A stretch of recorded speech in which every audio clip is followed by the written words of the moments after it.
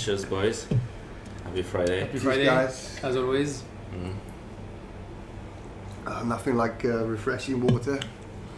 Yeah, water. Founders or people that come to us with their idea, they're very attached. And the first initial phase of assist them in building their project is to keep their idea intact, but at the same time try to make them understand, okay, this is the vision, this is the overall idea. Now we need to switch to our world, the engineering world, transform your idea into something that we can translate into a tech architecture. Founders have a very hard time, I think, translating that vision of, okay, I want to build that product, this is what I want, but then they have no idea about the engineering side. So there's a gap between that. It's catch-22 though, right? Because the entrepreneur, the person with the idea, that's coming from their point of view, flip it into the engineer's point of view. Maybe the engineers or the team working on that product don't actually understand what the founders or the vision is. It goes both ways, I think, I think it's important right from the get-go, everyone involved has clear understanding of what the goal of the product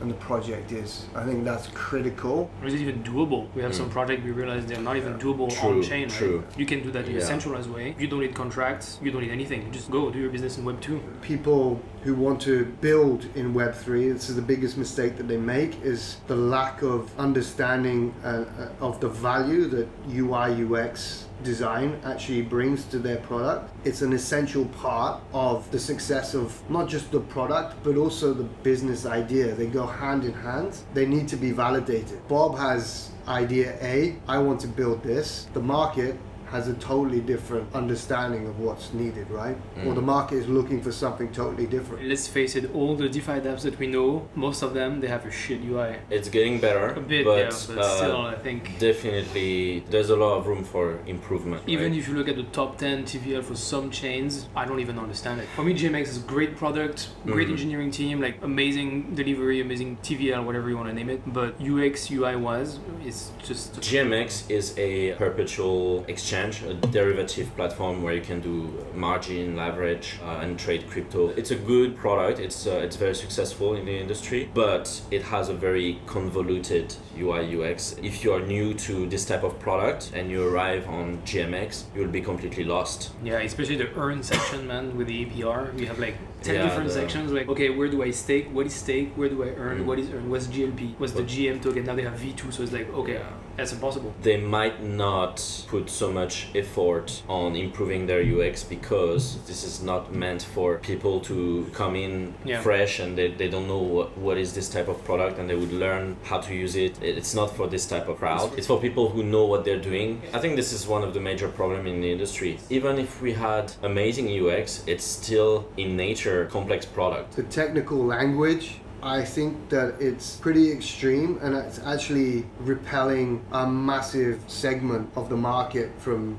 getting involved. Even if you're not financially savvy or your general interest to get involved in DeFi, when you go onto these platforms and you see all of this different terminology and it's just like, man, what is this? I'm off. Next. I remember PancakeSwap, and the first time I went on PancakeSwap, which is a DEX on the Binance Smart Chain, you have a giant image of a pancake, like right from the get-go, and you're like, where the fuck am I? This is like just a pancake, you can swap. What is swap? When you're communicating with people, make it easy for people to understand. If you go from like the initial journey of like a non-crypto user, you know nothing about crypto, you've heard an ad, let's say Binance. You go on Binance, you need to register, KYC, buy with your credit card that maybe doesn't work in some region. What token do you buy? Do you even know what token to buy? Let's say you know Ethereum. Okay, I have ETH now. Where do you go? Which chains do you go on when you withdraw? You have Ethereum, Arbitrum, BSC, and so on. Exactly, yeah. You have 10, 15 different chains. So that's the first barrier. And then after that, you discover dozens of dApps that welcome you with food name or ghost names, and you're like, all right, I think that's it for today.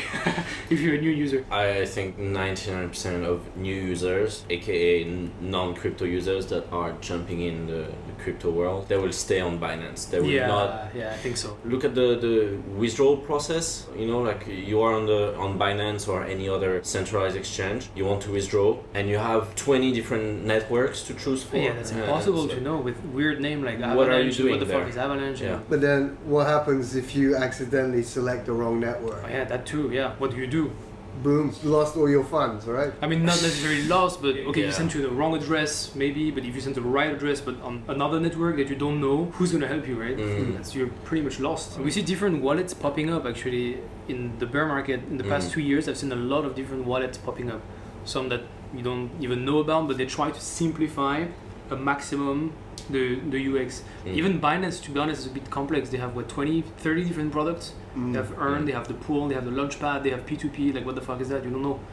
So these new wallets are trying to do that. Haven't tried many, but yeah, the barrier is pretty big. The networks, they're built up with nodes, which are computers around the world all working together to keep copies of the blockchain. Why can't we have one mega network where you have Avalanche, Polygon, ETH mainnet, Arbitrum, Base, any funds can be transferred anywhere across any network without the worry of having to make sure you're connected to the right network, making sure that the assets that you have are actually sat on that network. Is that possible? At the moment, it's not really possible. Funds are still isolated on different chains. We can give a UX like that through a wallet. For example, let's say I have $10 on Base and then I have $100 on Ethereum, right? Yeah. So my funds are scattered on different chains, but the wallet could solidify all the funds and my balance for the same token into one number. Yeah. No matter the chain. So this is something that is possible. This is all UX magic, let's say. What's approaching that is layer 0, for example. The way of bridging and swapping. When you click on the drop-down list with all your assets, they show you all your assets you have on every chain. So it's not that, it's not what you mentioned, but it's approaching it. I think it's very good. I think it will come. Tech-wise, I think, like Robin said, it's not possible because chains are independent. I don't think we will see one chain in all. I don't see that, but UX-wise, yeah. For me personally, when I first entered and was exploring, I had no idea what that meant. And it was only because of you telling me, make sure you're connected to the right network. You're trying to transfer things to the wrong places, for example, could lead to the loss of funds. What you see right now is phishing dApps. You on Google, you search for the name of the dApps, you click on the link, but you're on the wrong dApp and you sign the wrong message. So you think you log in onto the right dApp, but in fact you're signing a message and someone just wipe you out. It's a big problem, right? This could be avoided with a proper UX. On the phishing topic, let's not forget that Web 2, it's everywhere anyway. Great chat, good week, and we'll see you all again next week. Cheers.